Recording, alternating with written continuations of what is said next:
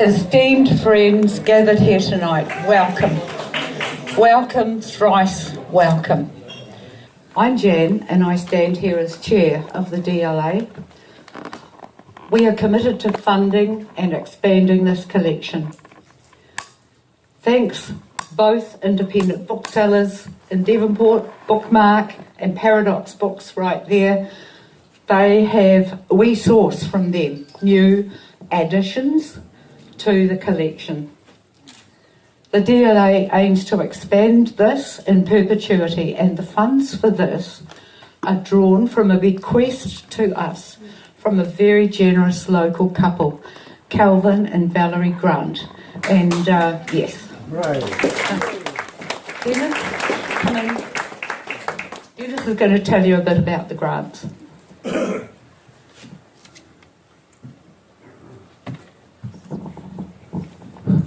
Good evening, ladies and gentlemen. Calvin and Valerie Grant bequest. A few years ago, the Devonport Library Associates were given a most generous sum of money from the estate of Calvin and Valerie Grant. And for the first time, the Associates are able to spend money on something of tangible benefit to our library. The DLA decided last year that the income from this wonderful bequest will be spent on making a collection of books by Devonport authors. And now I would like you all to introduce yourselves just briefly. You're going to have to jump up here, I think, and pass the mic along, however you work it. There we go. Thank you, everyone.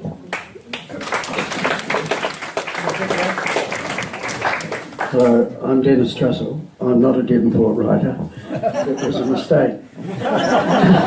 However, I have written a biography of A.R.D. Fairbairn, so I'm vicariously a Devonport writer.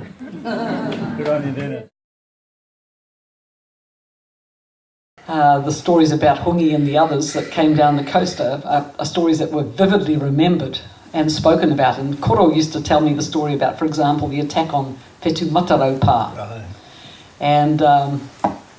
And he told me the story, and I realised at this point that his attitude towards some of these things was a bit different than I expected. And he was telling me the story about the attack by these warriors from the north on Whetu Matarau, which is in his own territory. And they saw these guys with these big kind of, sticks. And according to, and they were shooting them in the air, pop, pop, pop, like this Koro was saying.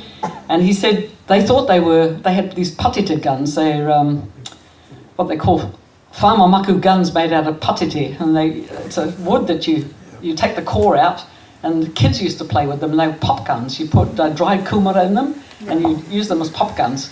And yeah, so they thought they were for some bizarre reason had come down with all these whamamaku guns. So the Ngāti Porou warriors stood up on the ramparts of Whetu Mataraupa and called out to them, to these northern warriors, "Ene whamamaku ki ena, ene whamamaku ki ena, these whamamaku guns, our whamamaku guns to yours." And then they turned around and did the whakapohane there, the classic insult, standing up on the ramparts of their pa. And of course, as Koro told me, all these warriors had their guns all primed, they went like that.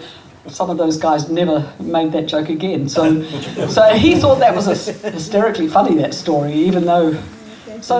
My name is Tracy Barnett. I represent the back end of the Stanley Bay School, probably the most glamorous part near the pathway. Let's see, I am a journalist by trade, and I guess if you address the New Zealand part of me, that's a fairly respectful profession to have. If you address the American side of me, it's just about above a garden slug these days. Hi, I'm delighted to be here. I'm Cheryl Beaumont. I'm a local accountant. Some of you may know me from wandering around the streets here. But in my part-time I write, in my spare time. I write mysteries with historic elements. My current series is a young adult series. That's me. Hi there, I'm Hannah Tunnicliffe, and I'm the author of 3 novels and 1 children's picture book. I've actually only lived in Devonport for about 3 years, but I've wanted to live in Devonport since I was about 6. And I wholeheartedly agree with the fact that writers are drawn here. And I just feel so honoured to be part of such a group of fantastic authors and to be part of such a supportive community. Thank you. I talked a bit on the radio. Somebody rang in when I was talking with Jessie Mulligan yesterday and asked about these waka trees. Is it true? And because in the archaeological circles, some archaeologists have denied the very existence of these things because they're so remarkable.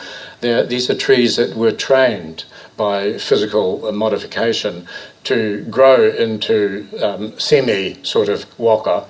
It needed a bit of work, of course, over a period of several hundred years, and they were passed down through the families or through conquering for generations to generations, and that's another example of this sort of huge scale planning that went on.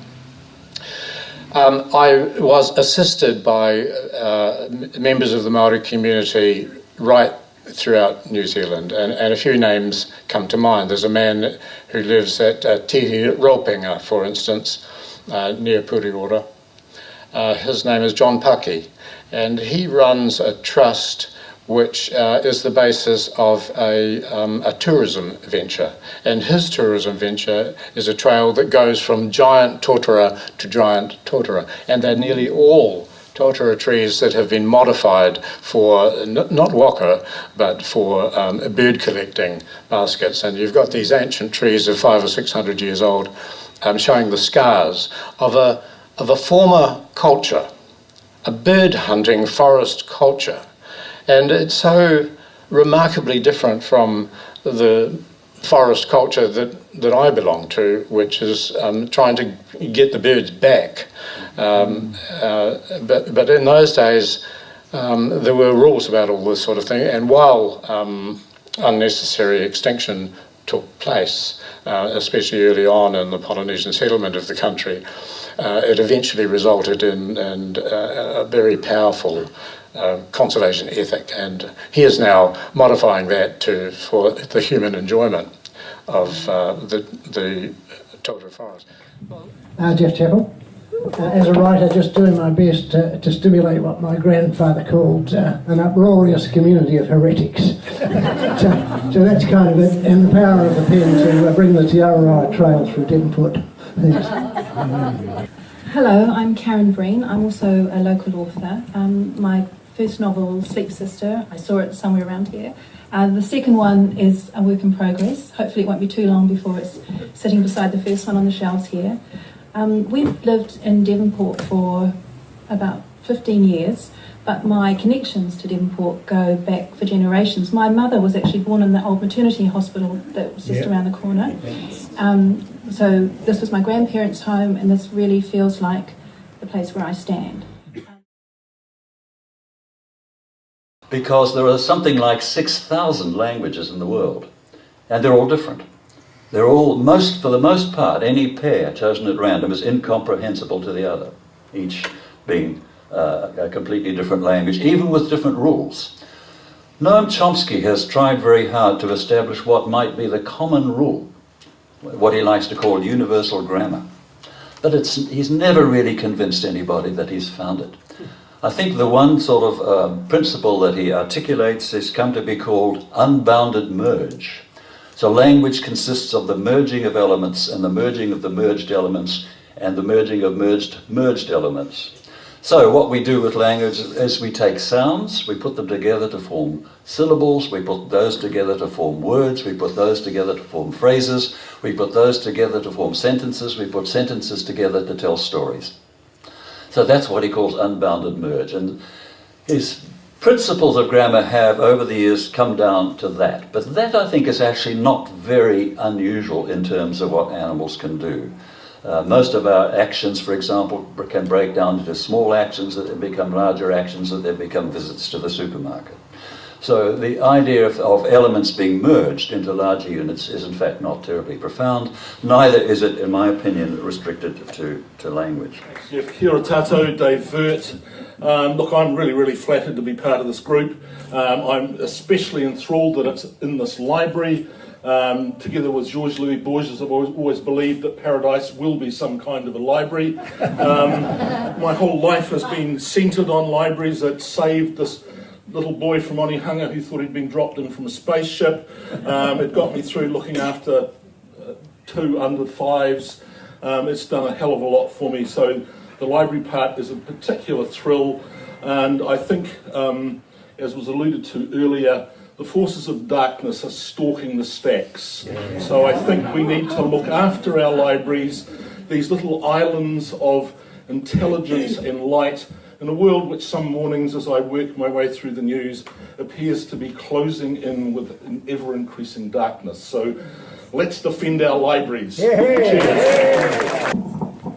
I'm David Slack, and it's nice to be standing here. 13 years ago, I came back about this time of year from a funeral and came home to a phone message saying, would you be interested in writing a book? It was from Bernice Beachman, and it changed the direction of my life, frankly.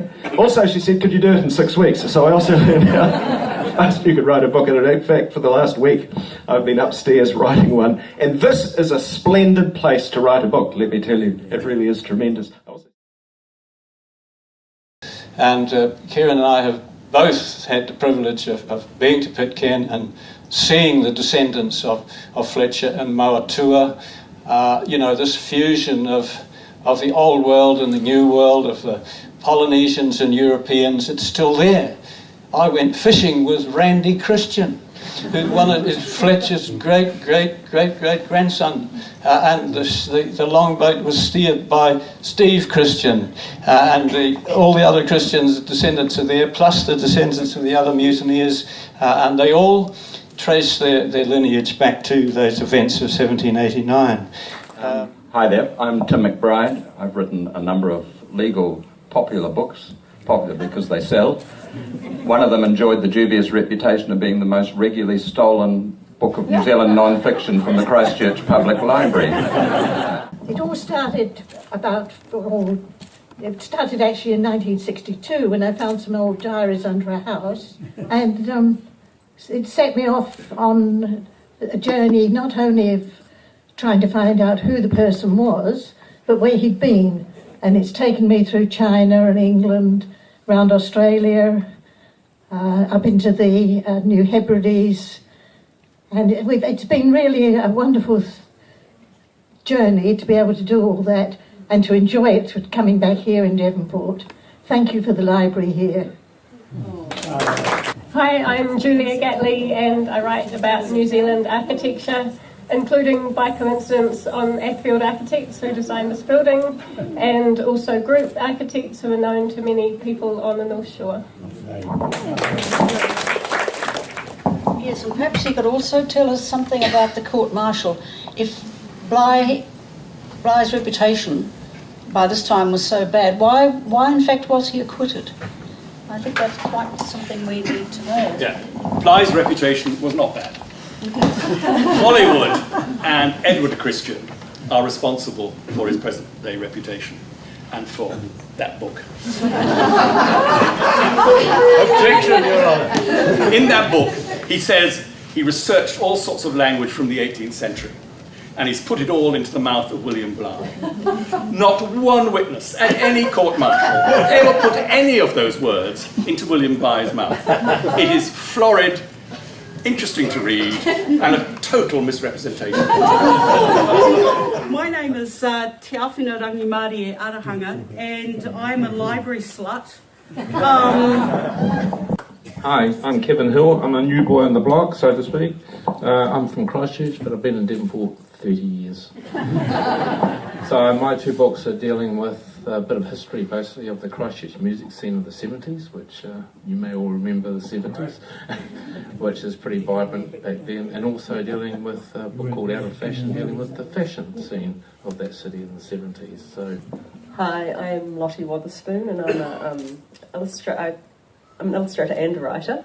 And I've last year I launched my book Tiny Owl on the Ramshackle Farm here, and had amazing support from people like Sue and June and the librarians who made that launch just kind of work seamlessly and really celebrate the night and my book. Hi, my name's Rebecca Tyler, and I've written a book called Full Tilt. I've lived in Devonport for 42 years, since I was 9, and my book was about an 8-month adventure I did around the world with my 2-year-old and 10-year-old when I was a single mum.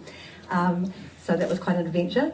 But I self-published, and I did a Kickstarter campaign and had to raise money to publish it, and I raised $15,000 in 1 month, which was pretty cool. But it's not an easy road, being self-published, and I literally went door to door with my trolley of books around Auckland, so some of you might have been bombarded by me. You bought my book, thank you so much.